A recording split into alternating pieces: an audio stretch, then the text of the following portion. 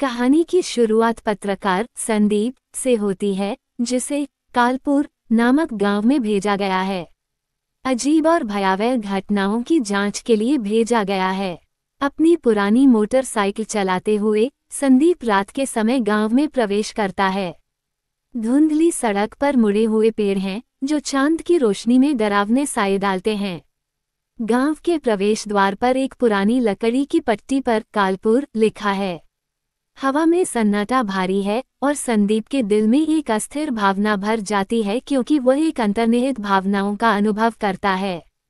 उस रात एक ग्रामीण जिसका नाम हरिराम है, नजदीकी जंगल में जाता है। उसका दिल डर से तेजी से धड़क रहा है। जलती हुई लालटेन पकड़े हुए वह नर्वस होकर चारों तरफ देखता है।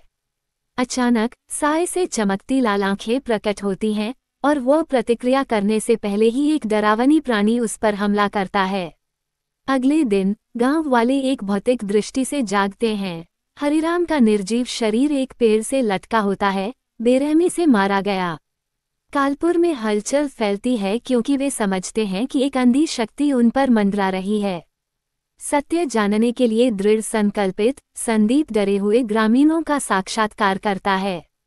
एक वृद्धा महिला पतली और चांदी के बालों वाली उसे अपनी साधारण झोपड़ी में आमंत्रित करती है।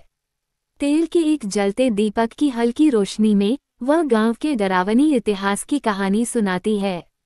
कई साल पहले एक लालची जमींदार ने काले जादू में लिप्त होकर शक्ति के लिए ग्रामीणों का बलिदान दिया। ये श्राप तब से कालपुर में बना हुआ है।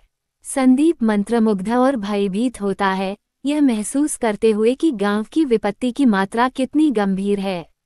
संदीप उस परित्यक्त हवेली की जांच करने का निर्णय लेता है जहां जमींदार एक समय रहता था। जब वह समीप आता है तो ये जीर्णभूत संरचना भयानक रूप से उभरती है, जो छायाओं और अंधकार द्वारा घेर ली गई है। अंदर धूल और मकड़ी के जाले पुराने फर्नीचर को ढके हुए होते हैं। खोज के दौरान वो एक रहस्यमय लकड़ी का संदूक खोजता है जो हल्की चमकती है। पास में उसे एक रक्त धब्बेदार डायरी मिलती है जिसमें रहस्यमय प्रतीक और काले अनुष्ठान भरे हुए हैं। संदीप का दिल तेजी से धड़कता है, क्योंकि वह समझता है कि वह कुछ घातक में गहराई से प्रवेश कर रहा है। दीपक की रोशनी में संदीप डायरी पढ़ता है, जिसमें जमींदार की डरावनी मंशा का खुलासा होता है, जो एक दानव कालप्रेट को बुलाने का इरादा रखता है। लिखावट में बताया गया है कि कैसे बलिदान किए जाने थे ताकि अमर हो सके और अलौकिक शक्ति प्राप्त कर सके। कुछ समय पहले फ्लैशबैक में जमींदार को काले अनुष्ठानों के दौरान दिखाया गया है, जो एक आग के चारों ओर ढकी हुई आकृतियों के साथ जादू कर रहा है। संदीप समझता है कि आज के ग्रामीण अनजाने में इस प्राचीन श्राप के परिणाम भुगत रहे हैं और उसे जल्दी से कार्रवाई करनी होगी।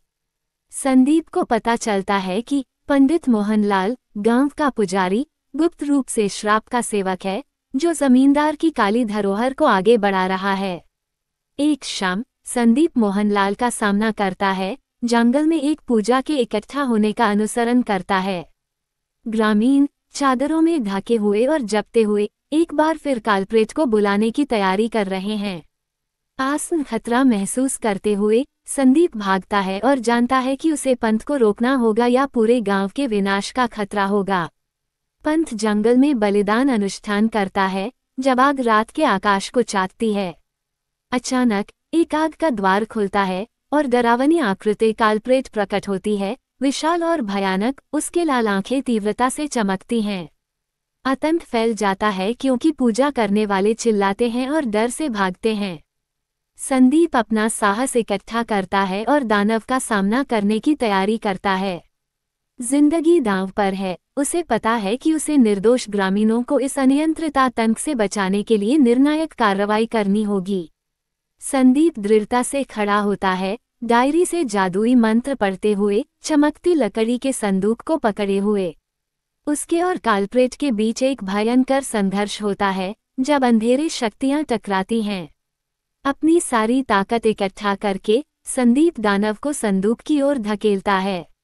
एक अंतिम चिल्लाहट के साथ वह एक बार फिर कालप्रेट को बंद करने में सफल होता है, लेकिन उसके चारों ओर का हवेली जलने लगती है। संदूक को मजबूती से पकड़े हुए संदीप समय पर बाहर निकलता है, ये जानते हुए कि उसने एक चोटी पर बचाव किया है। सप्ताहों बाद संदीप अपने डेस्क पर बैठा होता है, दुनिया के साथ अपने भयानक अनुभव को साझा करने के लिए एक लेख की तैयारी करता है जिसका शीर्षक है कलपुर का रहस्य, अनकही सच्चाइयाँ। उसके चारों ओर नोट्स और फोटोग्राफ बिखरे हुए हैं, उसके अन्वेषण के अवशेष। जब वह लिखता है तो घनी धुंध उसके अपार्टमेंट में प्रवेश करने लगती है, उसके स्थान में घुसपैठ करती है। अचानक खिड़की के माध्यम से चमकती लाल आंखें उसकी ओर देखती हैं, उसे यह भयानक एहसास छोड़ देती हैं कि काल्प्रेट का श्राप शायद उसके पीछे वापस आ गया।